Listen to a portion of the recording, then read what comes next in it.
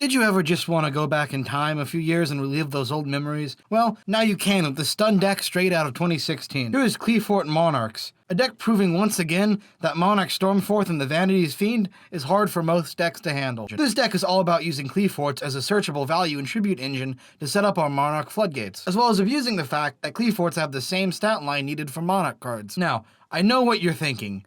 That sounds well and good and all, but don't pendulum monsters go to the extra deck when they're tributed? And in response to that, I say, that's where what should be one of the worst Qliphort cards comes into play. Climate Change lets us add 3 Qliphort cards from our extra deck to our hand. The big thing here is that this card is searchable with Qliphort Scout. I'm going to explain this deck in an odd order from what I normally would do. I'm going to explain Floodgates first, then Engines, and then how to put it all together with combos. Starting off, we have the King of Helmet card, Skill Drain, that lets you just pay 1,000 life points and negate everything on the board. Too bad it's limited, or Qliphorts might actually be okay. I lied. We have 4 more skill drains, but with extra steps. The Monarch's Erupt negates the effects of all face-up monsters on the field, except tribute summon monsters. However, it has the activation condition of controlling a tribute summon monster and having no cards in the extra deck. Luckily, these are activation requirements and not continuous requirements. Quickly use a Climate Change, and then boom! An almost permanent floodgate. Requiliate is a skill drain for level 4 or lower normal summon monsters and level 5 or higher special summon monsters. Its only requirement is to control another Qliphort card. While this isn't as good as skill drain, it does stop opponents that normal summon and can choke out Fusion and Synchro and Ritual decks. Also, Qliphort Scout searches this card and can meet its requirements. This card also lets you normal your 4 Qliphorts at full attack. Next up, we got the one-off Monarch's Domain.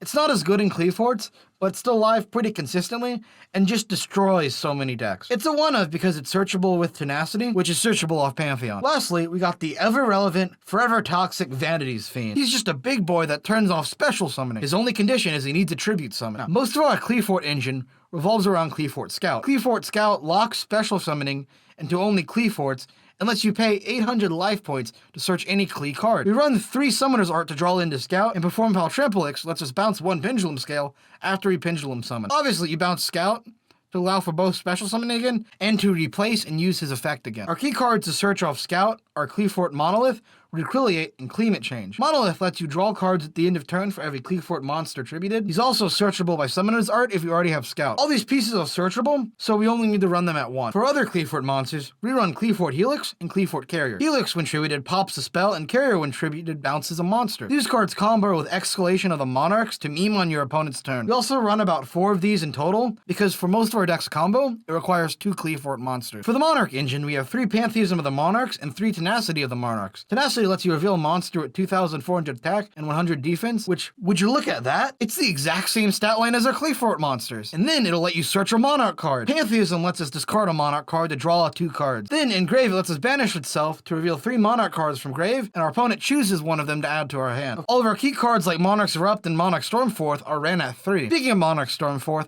this card lets us tribute summon using our opponent's monster. This card is like 80% of the reason this deck can go second. It can also combo with the card Escalation of the Monarchs, which allows us to tribute summon on our opponent's turn. Together, we can tribute summon as an interruption. The last card in the Monarch side of this deck is the Prime Monarch. This card lets you shuffle back 2 Monarch cards from grave to draw 1. But the real reason this card is run is its in-grave effect. It lets you banish 1 other Monarch card from grave to special summon 1 card from graveyard. Before we leave the deck this portion of its profile, I run 3 Pot of Duality and 1 Upstart Goblin for draw power and consistency. We also run 1 Called by the Grave to deal with hand traps. The side deck is a pretty standard collection of going second help. These are what cards you should side in going first versus what you should side out going second. Now for combos. Basically, this deck is a series of a large number of 3-card combos, which I know usually sounds bad, but in this case, because of how easy it is to draw into stuff, it's actually pretty consistent. First of all, we have Qliphort Scout plus Trampolinx plus Vanity's Fiend. We can use Scout to pull out Pendulum fodder, and we can then use Scout and Trampolinx to Pendulum summon whatever we search. Then we can bounce Scout the hand, and then we can normal summon Vanity's Fiend and use Scout to search Requiliate. If we have Monarch's Erupt, we can instead search for Climate Control to set that up. If we have Monarch Stormforth or Tenacity plus a Qliphort, we can set up by tributing an opponent's monster on their turn. But bigger than these combos is the fact that all these combos don't really get in the way of stopping each other. The more strong pieces in hand, the farther you can go. Unlike some decks, it's not much in making hard choices, and more just nut out onto the field. Looking at all this, where does this deck stand on the deck rating scale? Well, it's certainly not meta, and it's a bit too fragile and outable for being rogue. But it's a bit better than just being the bare minimum of playable. I think I'll give it a 4.5 out of 10. Now, here are some games that should show off the deck